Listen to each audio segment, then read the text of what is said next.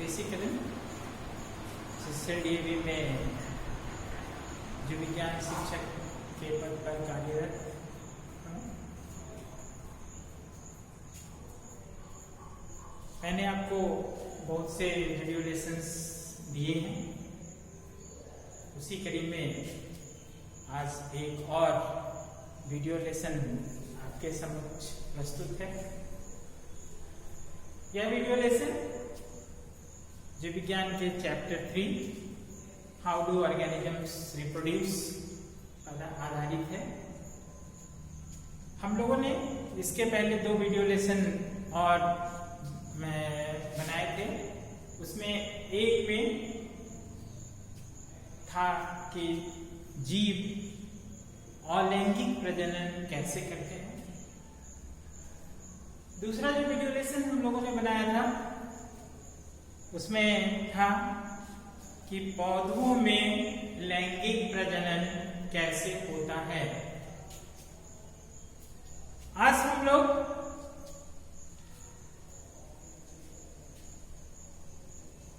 Human beings में लैंगिक प्रजनन कैसे होता है उसके बारे में जानेंगे।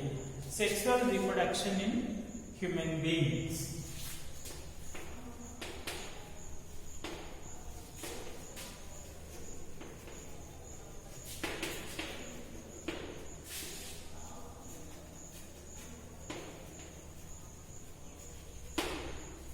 ह्यूमन बीइंग्स में लैंगिक प्रजनन कैसे होता है, आज हम लोग यही बात जानने की कोशिश करेंगे। आप जानते हैं कि मनुष्य जो है, ह्यूमन बीइंग्स यूनिसेक्सुअल। यूनिसेक्सुअल का मतलब मेल अलग होता है और फीमेल अलग होता है। मेल का जो रिप्रोडक्टिव सिस्टम है वो अलग होता है, फीमेल का जो रिप्रोडक्टिव सिस्टम है वो अलग होता है। मेल में जो सेक्स ऑर्गन्स हैं वो ऑर्गन्स तो बहुत हैं। मुख्य रूप से सेक्स ऑर्गन के रूप में हम लोग एक को बोलना पसंद करते हैं, वो है टेस्टीज। जो फीमेल्स हैं उसमें भी सेक्स ऑर्गन्स बहुत होते हैं, लेकिन मुख्य जो है उसको हम लोग बोलते हैं ओवरी। मेल और फीमेल जो यूनिसेक्सुअल है वो जन्म से ही उसमें बहुत सी विभिन्नताएं होती हैं। जब लड़के लड़कियां प्यूबर्टी अटेन करती हैं, puberty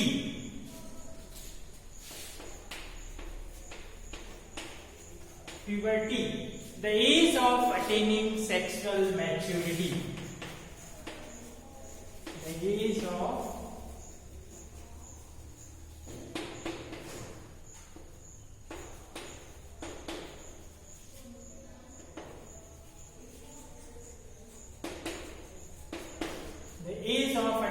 sexual maturity is called puberty. मतलब हुआ कि इस उम्र में आने के बाद लड़के और लड़कियां लैंगिक रूप से सक्षम हो जाते हैं, माने लैंगिक प्रजनन के लिए वो सक्षम हो जाते हैं। सबसे पहले तो आप जानते हैं कि बच्चा जन्म लेता है, इन्फेंट शिशु या शैशवावस्था, उससे वो आगे बढ़ता है बाल्यावस्था, बाल्यावस्था से ऊपर बढ़ता है किशोरावस्था, एडोलेसेंस। ये जो किशोरावस्था एडोलेसेंस वो 10 साल की उम्र से 19 साल की उम्र तक रहता है, किशोरावस्था। इस किशोरावस्था में लड़के और लड़कियों में आमूल चूल परिवर्तन होता है। क्या परिवर्तन? आप लोगों ने महसूस महसूस किया होगा कि जो लड़के होते हैं उनका कंधा चौड़ा हो जाता है, हाइट में तो दोनों बढ़ते हैं, आवाज में दोनों का परिवर्तन होता है। लड़कों का आवाज होर्स हो जाता है, लड़कियों का आवाज श्रीले हो जाता है। उसके बाद दाढ़ी मूंछ का हो जाना, सेक्स ऑर्गन्स और थाइज के बीच में हेयर्स का निकल आना, स्पर्म और ओवम, ओवम तो लड़कियों में, लड़कों में स्पर्म्स का फॉर्मेशन शुरू हो जाना, बाकी शरीर के विभिन्न अंग भी बढ़ते रहते हैं, सेक्स ऑर्गन्स का भी इनलार्जमेंट होता है। जो मेल कॉपुलेटरी ऑर्गन है जिसको पेनिस बोलते हैं, उसमें जो मसल्स हैं इरेक्टाइल मसल्स, इरेक्टाइल मसल्स के कारण वो इरेक्ट भी हो जाता है।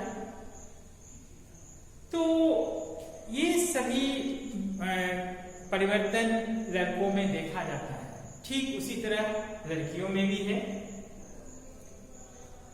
जो आवाज का परिवर्तन, क्या कहता है, जो सेक्स ऑर्गन्स का डेवलपमेंट, इस सब के अलावे उनमें जो पेल्विस है, हिप बोन, वो काफी चौड़ा हो जाता है, बड़ा हो जाता है। मेमोरी ग्लैंड्स डेवलप हो जाते हैं, प्यूबिक हेयर्स तो निकल ही जाते हैं। ये सभी होता है हार्मोन्स के प्रभाव के कारण। जब हम लोग कंट्रोल एंड कोऑर्डिनेशन पढ़ रहे थे उस समय हम लोगों ने टेस्टिस और ओवरी के बारे में बात किया था। टेस्टिस से एक हार्मोन निकलता है जिसको बोलते हैं टेस्टोस्टेरॉन। ये जो सेकेंडरी सेक्सुअल कैरेक्टर्स है, मैंने जब लड़के लड़कियां क्या कहता है जो सेक्सुअली मैच्योर हो जाती हैं तो लड़कों में टेस्टिस से जो टेस्टोस्टेरोन निकलता है उससे सेकेंडरी सेक्सुअल कैरेक्टर्स का डेवलपमेंट होता है। लड़कियों में ओवरी से प्रोजेस्टेरॉन और एस्ट्रोजन निकलता है। तो एस्ट्रोजन के कारण जो सेकेंडरी सेक्सुअल कैरेक्टर्स हैं वो डेवलप होते हैं, ओवम फॉर्मेशन भी होने लगता है। ये सभी परिवर्तन होते हैं। तो जो टेस्टिस है वो एक सैक लाइक स्ट्रक्चर है, स्क्रॉटल सैक या स्क्रॉटम, उसमें प्रेजेंट रहता है। Pair of testis, a pair means two, दो टेस्टिस होता है। टेस्टिस से निकलता है या बनता है स्पर्म्स जिसको मेल गैमीट बोलते हैं। मैं अभी डायग्रामेटिक आप लोगों को दिखाऊंगा। ठीक उसी तरह से महिलाओं में जो ओवरी है उसमें थाउजेंड्स ऑफ ग्राफिन फॉलिकल्स होते हैं और ओवरी भी एक पेयर होता है, दो। हर एक माह एक ओवरी से केवल एक ओवम का प्रोडक्शन होता है, एक ओवम निकलता है। ये कभी कभी अपवाद स्वरूप दो भी हो सकता है, ज्यादा भी हो सकता है। अपवाद स्वरूप in general only one ovum is released at a time from one of the ovaries. एक ओवरी से हर एक महीना केवल एक ही ओवम का रिलीज होता है। ये हमने आपको कहा मेल में टेस्टिस, फीमेल में ovary. Testis is the male reproductive organ, ovary is the female reproductive organ. Testis में बनता है sperm जिसको कि मेल गैमेट भी बोलते हैं, मेल गैमेट।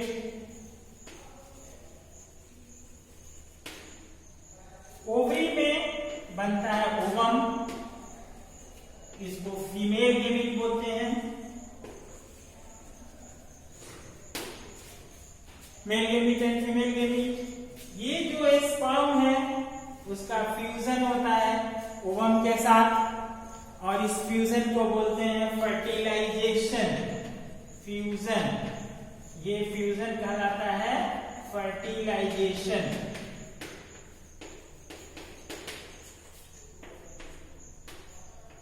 फर्टिलाइजेशन, इस फर्टिलाइजेशन के बाद एक यूनिसेलुलर स्ट्रक्चर बनता है जिसको बोलते हैं जाइगोट। ये जाइगोट डिवाइड एंड रीडिवाइड करता है। डिवाइड एंड रीडिवाइड करने के बाद ये बनाता है embryo.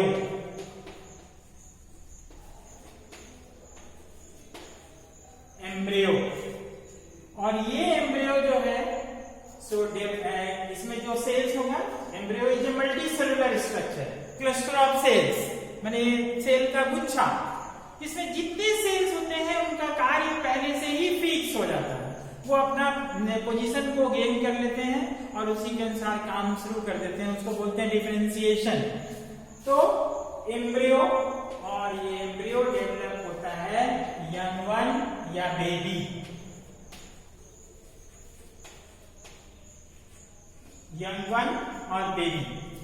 Embryo develops into young one और बेबी। ये पहले भी मैंने अभी कुछ पिछले वीडियो लेसन में कहा था, ह्यूमन सेल में 46 क्रोमोसोम होते हैं। तो जो रिप्रोडक्टिव ऑर्गन है, टेस्टिस, ओवरी, ये सब में भी वही होता है 46। लेकिन यहां से जब ये स्पर्म बना तो क्रोमोसोम नंबर रिड्यूस कर जाता है, रिड्यूस टू हाफ, ये 23 हो जाता है। और यहाँ भी ओवम, यहाँ भी 23 हो जाता है, और ये 23 और 23 जाइगोट में हो जाता है 46 जो है डिवाइड एंड रीडिवाइड करेगा, यहाँ हर एक सेल में 46 ही रहेगा, और इससे यंग वन बनेगा, उसके भी बॉडी में 46 क्रोमोसोम्स ही होंगे। मान लिया जाए किसी कारण से यहाँ पर जो 46 है ये 46 से 23 नहीं हो रहा है, उस स्थिति में क्या होगा, ये 46 हो जाएगा, ये भी 46 हो जाएगा, दोनों मिलकर के यहाँ 92 हो जाएगा।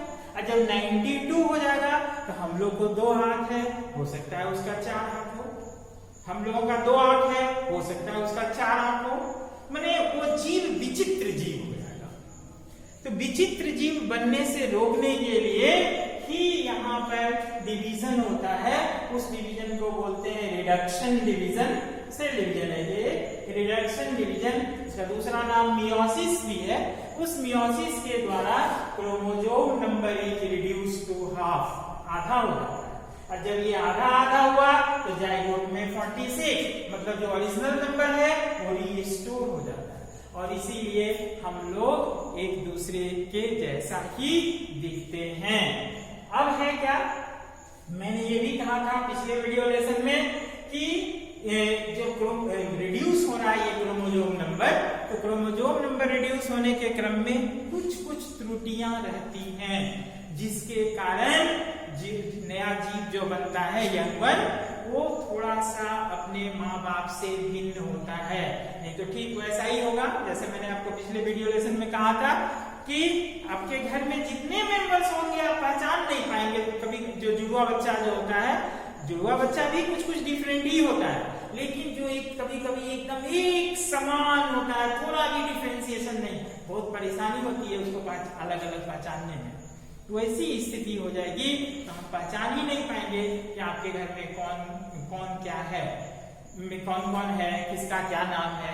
तो इसीलिए ये रिडक्शन डिवीजन में थोड़ा थोड़ा त्रुटि होता है, और उस त्रुटि के कारण क्रोमोसोम नंबर तो 46 रीस्टोर हो गया, लेकिन उसके बावजूद भी थोड़ा थोड़ा चेंजेस है, और ये थोड़ा थोड़ा चेंजेस जो है इसी को बोलते हैं variation. The differences existing in the members of same species may be different species. अलग अलग स्पीसीज में भी वेरिएशन होगा, तभी हम लोग जान पाएंगे कि अलग अलग स्पीसीज कौन कौन सा है। तो वेरिएशन होता है, और ये वेरिएशन मैंने पहले कहा था पिछले वीडियो लेसन में कि बहुत आवश्यक है।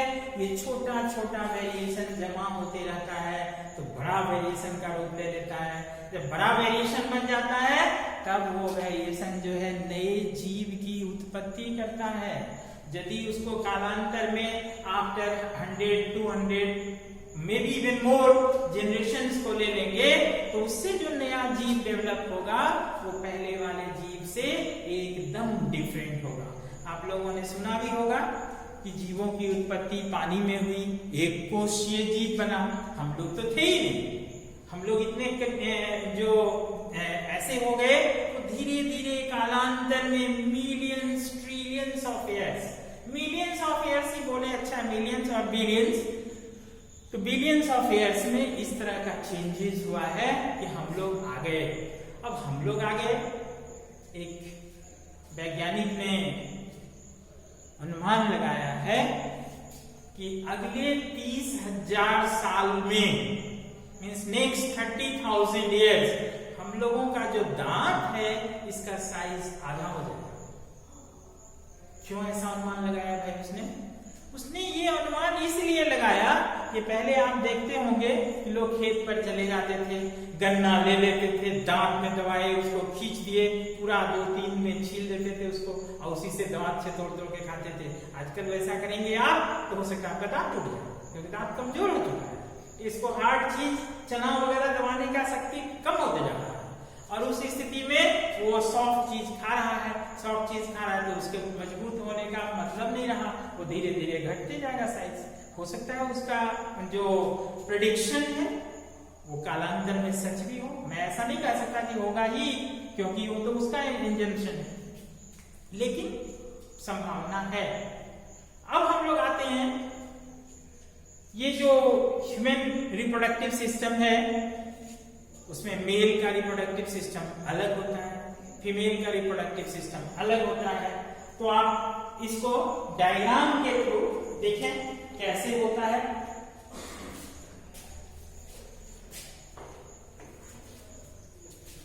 यहां पर एक चार्ट पेपर लगा हुआ है। इस चार्ट पेपर में 2 चार्ट हैं, एक है मेल रिप्रोडक्टिव सिस्टम, दूसरा है फीमेल रिप्रोडक्टिव सिस्टम। डायग्राम बहुत सुंदर नहीं है, हम लोगों को यहाँ सुंदरता से कुछ लेना देना भी नहीं है। हम लोगों को मतलब है कि हमारा काम होना चाहिए, यानी कि पढ़ाई के लिए मैटर समझ में आना चाहिए। मेल रिप्रोडक्टिव सिस्टम के लिए हमने कहा था आपको कि हमारे शरीर में एक सैक लाइक स्ट्रक्चर होता है जिसको बोलते हैं स्क्रॉटम या स्क्रॉटल सैक। ये हमारे शरीर से दोनों जांघ के बीच में, मेल की बात कह रहा हूं मैं, दोनों जांघ के बीच में ये लटका है शरीर से बाहर। इससे फायदा क्या है?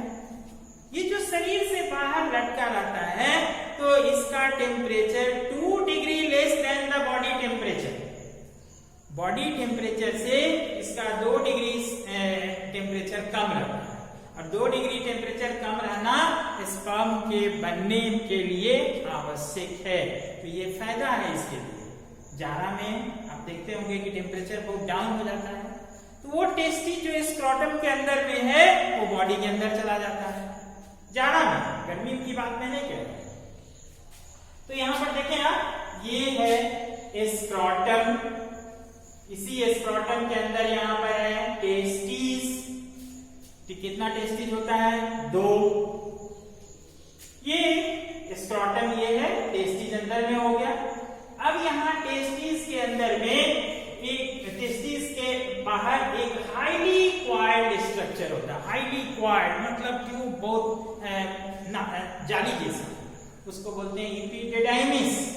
आपके साइंस बुक में जो एनसीईआरटी द्वारा दिया गया है वो नहीं लिखा हुआ है, हम लोगों से मतलब नहीं है चाहे नहीं है। एपिडिडाइमिस, जैसे ही टेस्टिस में स्पर्म्स बनता है वो स्पर्म्स बाहर निकलता है और बाहर निकल के आता है एपिडिडाइमिस में, और एपिडिडाइमिस से एक ट्यूबुलर स्ट्रक्चर निकलता है। ये देख रहे हैं आप, लॉन्ग ट्यूब। इस ट्यूब को बोलते हैं vas deferens. This is called vas deferens. Vas deferens के थ्रू वो ट्यूब चलता है, आगे बढ़ते रहता है, मतलब उस ट्यूब में स्पर्म्स हैं आगे बढ़ते रहते हैं। Sperm means male gamete. रास्ते में उनको 3 ग्लैंड मिलते हैं। एक है प्रोस्टेट ग्लैंड, एक है सेमिनल वेसिकल और एक है Cowper's gland. Seminal vesicle, prostate gland and Cowper's. Seminal vesicle से सेमिनल फ्लूइड का प्रोडक्शन होता है। ये सभी जो ग्लैंड्स हैं तीनों, इनको हम लोग बोलते हैं accessory glands. Accessory glands means helping, they help किसको? स्पर्म को। कैसे? By giving maturation and mortality, also providing nutrition. Nutrition भी देता है। तो ये देखिए, ये ट्यूब से निकला, यहाँ पर ट्यूब से होते हुए ये रास्ते में प्रोस्टेट ग्लैंड दिख रहा है, यहाँ पर देखिए सेमिनल वेसिकल दिख रहा है, यहाँ पर कॉपर्स ग्लैंड नहीं दिख रहा है, आपकी बुक में नहीं है, होता है वो भी। इसके बाद ये जो है सो एक कॉमन ट्यूब में खुलता है। उस कॉमन ट्यूब को हम लोग बोलते हैं urethra. Urethra is a common tube. Common for what? मैंने common for passing of urine as well as for sperms. Common for passing urine and sperms, दोनों का काम करता है। इससे यूरिन भी पास होता है और स्पर्म भी, तो इसीलिए इसको कॉमन डक्ट या कॉमन ट्यूब बोलते हैं। ये यूरिनरी ब्लैडर है, यूरिन वहां जमा होता है, वो भी निकलेगा तो इसी के थ्रू आएगा, और ये जो स्पर्म जा रहा है ये स्पर्म भी इसी के थ्रू आएगा। This muscular structure is called penis. और जो ट्यूब निकल रहा है यूरेथ्रा, उसके अंदर से बीच से, वो कॉमन डक्ट है। Common duct for passing urine as well as sperm, दोनों निकलता है उससे। अब ये स्पर्म जब निकलेगा तो कहां पर जाएगा? It goes to vagina during copulation. Copulation means mating process, close physical contact between boys and girls, दोनों में होता है। ठीक है, this is about male reproductive system. Male reproductive system में ये सभी पार्ट्स हैं, लेकिन मुख्य पार्ट है इसका टेस्टिस, क्योंकि ये टेस्टिस ही जब क्या स्पर्म्स बनाता है, जिसको कि हम लोग बोलते हैं मेल गैमेट। अब आते हैं हम लोग फीमेल रिप्रोडक्टिव सिस्टम पर। फीमेल रिप्रोडक्टिव सिस्टम में आपको पहले ही मैंने कहा, a pair of ovary, a pair of ovaries, 2 ovary होता है। 1 ovary at a time produces 1 ovum. एक ओवरी एक ही ओवम का प्रोडक्शन करता है, दोनों ओवरी एक साथ दो नहीं करता। तो यहां पर देखिए ये है ओवरी। ओवरी के ऊपर में एक ट्यूब है, उसको बोलते हैं ओविडक्ट या fallopian tube. This is called oviduct और फैलोपियन ट्यूब। ये fallopian tube is the site for fertilization. यहीं पर फर्टिलाइजेशन या निषेचन होता है। निषेचन मतलब स्पर्म और ओवम का मेटिंग, दोनों का मिलना, फ्यूजन, दोनों का फ्यूजन यहीं पर होता है। जैसे ही ओवम यहाँ से निकलता है ओवरी से, यहाँ जो ओविडक्ट का अंतिम सिरा है कंटेन्स फिंगर लाइक प्रोजेक्शंस, ऐसे फिंगर उंगली के जैसा निकला रहता है, उसको बोलते हैं फिम्ब्री। दिख नहीं रहा होगा, फिम्ब्री। उस फिम्ब्री, वो फिम्ब्री है इमीडिएटली उस ओवम को ट्रैप कर देता है, और ट्रैप करके पहुंचा देता है ओविडक्ट में या फैलोपियन ट्यूब में। When this ovum reaches in the oviduct, there may be fertilization when sperm is there. अब रहा सवाल कि ओवम और स्पर्म में क्या अंतर है? ओवम बड़ा होता है, स्पर्म छोटा होता है। स्पर्म मोटाइल है, मोटाइल मींस कैन मूव कर सकता है, ovum can not move. Sperms can move, ovum can not move. ठीक है, तो ये यहाँ पर आता है। स्पर्म यदि आया तो आने के बाद यहीं पर फर्टिलाइजेशन या निषेचन होता है। इसके बाद ये इधर से ओवरी हो गया, इधर से ओविडक्ट ओविडक्ट हो गया, यहाँ भी ओवरी है और यहाँ भी ओविडक्ट है। ये दोनों ओविडक्ट एक कॉमन पैसेज में बैग लाइक स्ट्रक्चर में खुलते हैं, उसको बोलते हैं यूट्रस। यूट्रस जो है पियर सेप्ट स्ट्रक्चर है, बहुत लोग इसको एलमंड सेप्ट भी बोलते हैं। तो ओवरी जो है पियर सेप्ट या एलमंड सेप्ट स्ट्रक्चर है, और ये ओवरी यहाँ पर ये लाइनिंग बना हुआ है। लाइनिंग जब ओवरी कोई फर्टिलाइज्ड एग को, फर्टिलाइज्ड एग मतलब जाइगोट को रखना चाहता है, जाइगोट बन गया तो वो जाइगोट आकर के यहीं पर आता है, ये स्पॉन्जी होता है और स्पॉन्जी होता है वहीं पर फिक्स होता है। फिक्स होने के बाद क्या होता है कि वो जो फर्टिलाइज्ड एग है जाइगोट डेवलप करने लगता है। यहाँ पर ये आगे बढ़ता है, वहां पर एक जंक्शन है between this uterus and the vagina, उसको बोलते हैं सर्विक्स। ये सर्विक्स है और सर्विक्स के नीचे है वेजिना। वेजिना ये लाइन पूरा यहाँ से यहाँ तक दिखाना चाहिए, ये लाइन यहाँ से यहाँ तक है वेजिना, यहाँ तक वेजिना। क्या चीज है ये vagina? Vagina is the female copulatory organ. Copulatory मतलब मैथुन होता है, उस मैथुन के लिए ये फीमेल का कॉपुलेटरी ऑर्गन है, मेटिंग ऑर्गन, और मेल का मेटिंग ऑर्गन है ये penis. During copulation mating process, close physical contact between boys and girls, this penis is inserted into the vagina. Vagina में इंसर्ट कर दिया जाता है और पॉपुलेशन में यहीं पर स्पर्म्स निकलता है। स्पर्म्स मूव कर सकता है क्योंकि यहाँ पर सेमिनल वेसिकल से निकला था लिक्विड और वो फ्लूइड, उस फ्लूइड में स्पर्म स्विम कर सकता था, वहां से वो स्विम करते हुए पहुंच जाता है इस ओविडक्ट में, और ओविडक्ट में पहुंचने के बाद उसमें फर्टिलाइजेशन हो जाता है। किसी कारण से नहीं भी हो सकता है, नहीं हो सकता है तो उसके लिए हम लोग चिंता नहीं करेंगे। तो this is female reproductive system, male and female reproductive system. अब आए हम लोग कि यहां से स्पर्म निकला, इसके थ्रू स्पर्म पहुंचा, हो सकता है स्पर्म यहां से आगे नहीं गया जा पाया हो सकता है वो स्पर्म यहां रिलीज हुआ हो, वहीं मर गया हो किसी कारण से। तो उस स्थिति में जो यहाँ पर एग था वो अनफर्टिलाइज्ड रह जाता है, उसका फर्टिलाइजेशन नहीं होता है। तब प्रश्न उठता है क्या होता है उसके बाद यदि वो फर्टिलाइज नहीं हुआ? Means what happens when the egg is not fertilized? जब एग फर्टिलाइज नहीं होता है तो क्या होता है, ये जो हम बोले थे स्पॉन्जी स्ट्रक्चर, स्पॉन्जी स्ट्रक्चर जो है वो टूटने लगता है और जो ओवरी यहाँ पर जो था, सॉरी ओवम, वो ओवम यहाँ से निकल करके आ जाता है यूट्रस में और स्टार्ट्स डिसइंटीग्रेटिंग। डिसइंटीग्रेट मतलब वो टूटने लगता है, वो भी टूटने लगता है, ये भी टूटने लगता है। इस टूटने के कारण क्या होता है कि ब्लीडिंग होता है।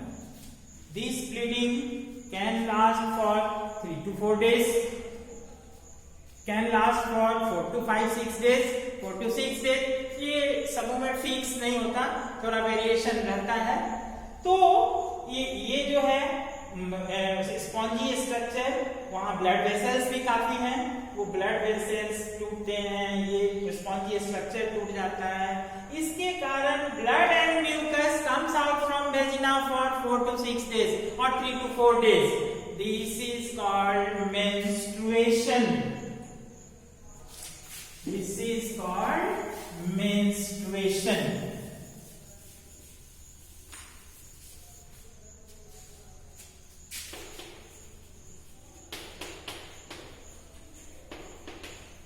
मेंस्ट्रुएशन जिसको कि मासिक धर्म भी बोलते हैं। जब औरतों में या लड़कियों में ये मासिक धर्म होता है, तो कुछ लोग उसको अपवित्र बोलते हैं। ये एक नेचुरल प्रोसेस है। नेचुरल प्रोसेस में कोई पवित्र और अपवित्र नहीं हो सकता। ये धारणा हम लोगों को मन से हटा देना चाहिए कि वो अपवित्र है।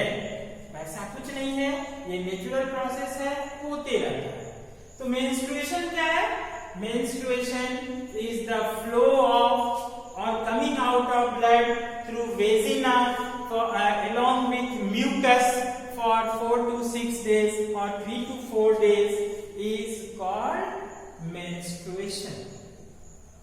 अब जब menstruation हो गया तो उसके बाद फिर से ये जो है सेलुलर बाउंड्री तैयार होने लगता है यूट्रस के अंदर, क्योंकि फिर वो यूट्रस तैयार करता है अपने आप को दूसरा एक फर्टिलाइज रिसीव करने के लिए। यदि फिर नहीं हुआ फिर वो बाहर क्या आ जाएगा। तो इस तरह से करीब करीब 28 डेज में ये रिपीट होता है। और जब 28 डेज में रिपीट होता है तो इसलिए इस साइकिल इसको हम लोग बोलते हैं मेंस्ट्रुअल साइकिल। मेंस्ट्रुएशन और मेंस्ट्रुअल साइकिल इसको बोलते हैं menstrual cycle. Means it is repeated after every 28 days unless this uterus receives a fertilized egg। यदि मिल गया तो रिपीट का कोई बात ही नहीं है। अब है क्या कि ये होता कब है? आपको मैंने कहा जब लड़कियां 10 इयर्स की एज अटेन कर लेती हैं, तो 10 लड़कियां या लड़के 10 से 19 इयर्स को हम लोग बोलते हैं teen age period. Teen age period ये होता है 10 to 19 years. Teen age period 10 to 19 years. जब 10 to 19 इयर्स का है तो इसी बीच में सभी सेक्सुअल मैच्योरिटी वगैरह होता है, प्यूबर्टी इसी में अटेन होता है। तो किसी किसी का 10 में, नहीं तो प्राय 10, 11, 12, प्राय 10 से 11 और नहीं तो जनरली 11 से 12 साल में लड़कियों का मेंस्ट्रुएशन शुरू हो जाता है या मेंस्ट्रुअल साइकिल शुरू हो जाता है। लड़कों में ये थोड़ा सा डिफरेंट है, वो 12 to 13 इयर्स। ये हो गया गर्ल्स बॉयज। लड़कियों में थोड़ा पहले, लड़कों में थोड़ा पीछे। जो फर्स्ट मेंस्ट्रुएशन होता है शुरू में starting of menstruation is called मीनार्च।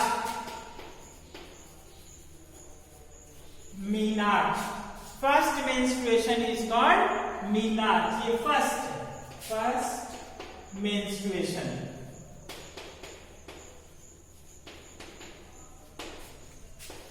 मीनार्च ये मेंस्ट्रुएशन जो है एक सर्टेन एज के बाद बंद हो जाता है।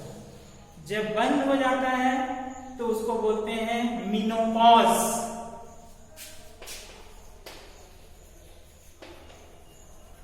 मेनोपॉज मतलब हो गया ये लास्ट मेंस्ट्रुएशन।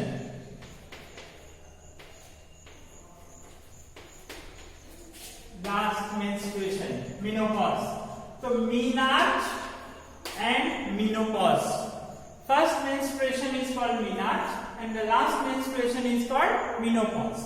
तो menarche and menopause first and last है। इसके बाद कोई भी औरत वो गर्भ धारण नहीं कर सकती। She cannot be made pregnant। वो प्रेगनेंसी नहीं कर सकती। हाँ, आजकल एक फॉर्मूला चला है सरोगेट मदर। किसी दूसरे के स्पर्म ओवम को लेकर के टेस्ट ट्यूब में फ्यूज करा देते हैं। फ्यूज करा देने के बाद किसी तीसरे लेडी के बॉडी में डाल देते हैं। वो मेनोपॉज के बाद भी उस बच्चे को जन्म दे सकती है। तो मेनोपॉज। अब देखिए मेनोपॉज होता कब? ये तो हो गया 11-12 साल की एज में होगा। ये कब होता है?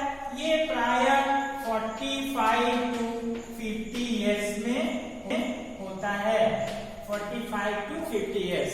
Menopause occurs at the age between 45 to 50 years. पहले 45 था, आजकल बढ़ करके 50 हो गया है.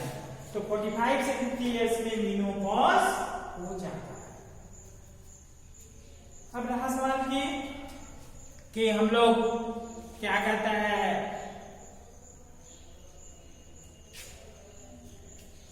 बच्चों में शुरू तो हो जा रहा है या 10 से 11 साल से ही, 12 साल से ही, तो क्या उतने छोटे बच्चों को प्रेगनेंसी के लिए अलाउ करें? क्या उनको ये अधिकार दें कि वो मीटिंग करके और नए बच्चे को जन्म दें? ये बिल्कुल नहीं होना चाहिए, क्योंकि 11-12 साल की लड़कियां या उस 12-13-14 साल के लड़के, ये जो हैं सेक्सुअली मैच्योर जरूर हो जाते हैं, बॉडीली फिट नहीं होते. तो बॉडीली फिट नहीं होते तो हम लोगों को उनके सेक्सुअल हेल्थ के बारे में चिंता करनी चाहिए, जिसको कि हम लोग रिप्रोडक्टिव हेल्थ भी बोलते हैं.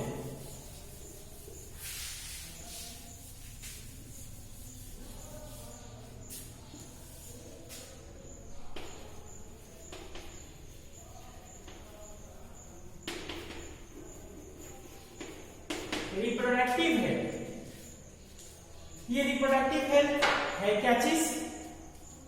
जैसा कि मैंने कहा कि 11-12 साल की लड़कियां या 12-13-14 साल के लड़के शारीरिक रूप से ठीक है,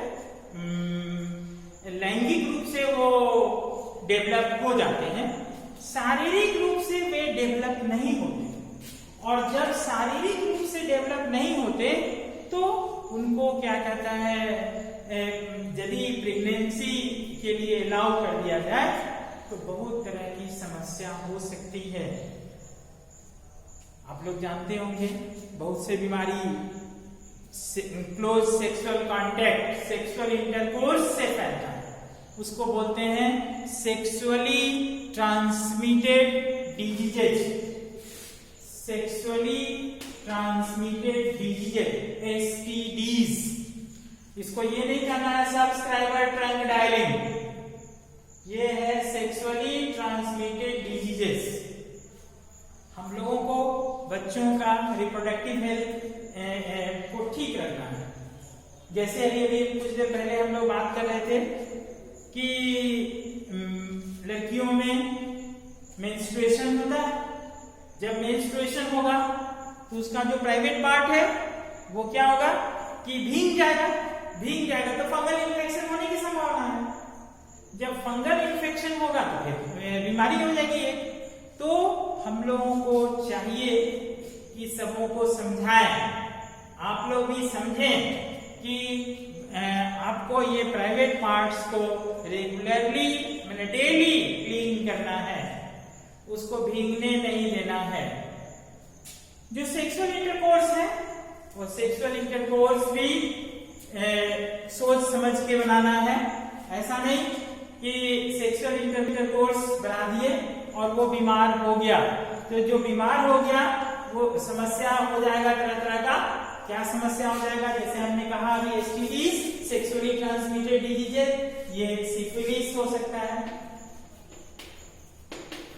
सिफिलिस, ये सिफिलिस के वार्ड्स हो सकता है. आपने खूब सुना होगा HIV एड्स, उसको एड्स हो सकता है, गोनोरिया हो सकता है. These all are sexually transmitted diseases.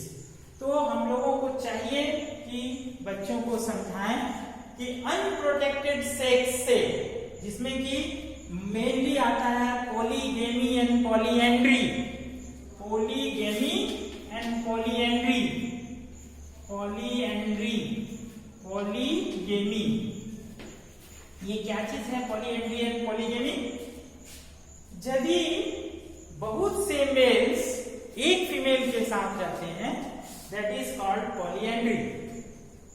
बहुत से मेल्स एक फीमेल के साथ, ठीक उल्टा बहुत सा फीमेल्स एक मेल के साथ.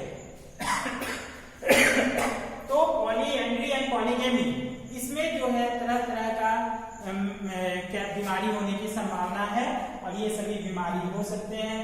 शारीरिक रूप से भी शरीर कमजोर हो सकता है बच्चा या बच्चा दोनों या कोई एक मर जाए, इसीलिए हम लोगों को ये सब चीज पर ध्यान देना है। आप लोगों ने खूब सुना होगा WHO world health organization. WHO जो आप लोगों को ये शिक्षा दे रहा है, रिप्रोडक्शन चैप्टर हम लोग पढ़ा रहे हैं, सेक्सुअल रिप्रोडक्शन, क्यों इसके बारे में आप अच्छा से समझें कि हमें क्या करना है। ये नहीं कि खेलने के जैसा रखें इसको, समझें। रिप्रोडक्टिव हेल्थ मेंटेन करना है। रिप्रोडक्टिव हेल्थ मेंटेन करने से क्या होगा, हम लोग पॉपुलेशन पर कंट्रोल रख सकेंगे। आजकल देखिए स्थिति क्या है, करंट बात ले लेते हैं हम लोग, कोविड-19 फैल गया है पूरे विश्व में। ये एक पेंडेमिक है। हमारे विश्व की बात फैला तो है विश्व में, हम लोग अपने देश की बात करते हैं। हमारे राज्य झारखंड की, झारखंड को ही क्यों ले, बिहार, उत्तर प्रदेश, झारखंड, मध्य प्रदेश वगैरह वगैरह, यहाँ से बहुत से लोग बॉम्बे, दिल्ली, अमृतसर, कहां कहां चले गए काम करने के लिए। जब लॉकडाउन हो गया तो खाना पीना बंद हो गया, वो लोग भूखे मरने लगे, सब लौट के घर आ गए, फिर अब सब बाहर जा रहे हैं। मेरा बाहर जाने आने से मतलब नहीं, मतलब है कि जिस परिवार में ज्यादा बच्चे होंगे वो परिवार सबों को खाना नहीं खिला सकता। इसीलिए यदि कम बच्चे हों, एक बच्चे हों तो ज्यादा सुविधा मिलेगी। अब ये लॉकडाउन की बात छोड़िए, यदि आपके पिताजी कमाते हैं 20,000 30,000 रुपया महीना या 50,000 महीना, जितना भी कमाते हो, आप यदि घर में एक या दो हैं तो आपके पिताजी महीने के राशन वगैरह को 20-30,000 निकाल देंगे। यदि उनका इनकम 50,000 है तो आप दोनों पर 10-10 हजार रुपया खर्चा करेंगे पढ़ने लिखने में। लेकिन यदि आप 8-10 हो तो सोच लीजिए 2,000 रुपया 2,500 रुपया पड़ेगा और उस स्थिति में अच्छी शिक्षा नहीं मिल पाएगी। तो ये सभी कारण से WHO ने सेक्स एजुकेशन क्लास 10 को, क्लास 8 को, 7 को दिया है कि अभी से ही हम लोग सतर्क रहें। तो सतर्क रहें मतलब पॉपुलेशन को कंट्रोल करें। पॉपुलेशन को कंट्रोल करने के लिए क्या उपाय है भाई? तो पॉपुलेशन को कंट्रोल करने के लिए ह्यूमन पॉपुलेशन 2 विधि है। एक को बोलते हैं बैरियर मेथड, एक को बोलते हैं सर्जिकल मेथड। पॉपुलेशन कंट्रोल, एक हो गया बैरियर मेथड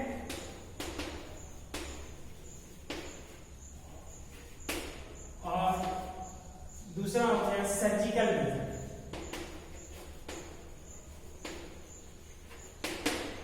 बैरियर मेथड क्या है? बैरियर देखिए, पुलिस जहां तहां बैरियर लगा देता है रास्ता में, मतलब रोकता है, रोकना है। क्या चीज को कैसे रोकना है?